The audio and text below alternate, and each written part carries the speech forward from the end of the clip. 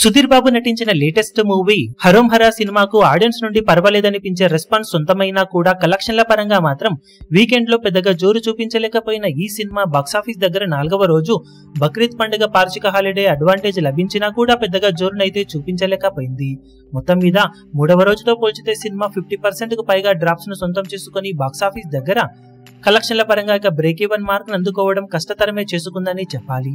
Decent reports వచ్చినా కూడా కలెక్షన్ల పరంగా అంచనాలను అందుకోకపోవడం ఎవ్వరికీ అంతుపట్టడం లేదనే చెప్పాలి. ఇప్పుడు ఓవరాల్ గా సినిమా బాక్సాఫీస్ దగ్గర 4వ రోజు తెలుగు రాష్ట్రాలలో 24 లక్షల వరకు షేర్ను మాత్రమే సొంతం చేసుకోగా మొత్తం మీద 4 రోజులు పూర్తయిన తర్వాత తెలుగు రాష్ట్రాలలో మొత్తం మీద ఈ సినిమా 1.98 కోట్ల దాకా షేర్ను 3.9 కోట్ల వరకు గ్రాస్ కలెక్షన్లను ఓవరాల్ గా సొంతం చేసుకుంది.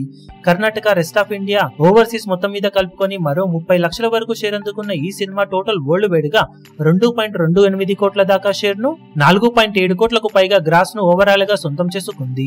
సినిమా బాక్సాఫీస్ దగ్గర 6.5 కోట్ల రేంజ్ బ్రేక్ ఈవెన్ టార్గెట్ తో బరిలోకి దిగగా 4 రోజులు పూర్తయిన తర్వాత సినిమా క్లీన్ హిట్ కోసం మరో 4.2 కోట్లకు పైగా షేర్ ఇంకా సొంతం చేసుకోవాల్సిన అవసరం ఎంతైనా ఉంది. బాక్సాఫీస్ దగ్గర ఇక సినిమా తీరు చూస్తూ ఉంటే మిగిలిన టార్గెట్ అందుకోవడం కష్టమేనని తెలుస్తూ ఉంది.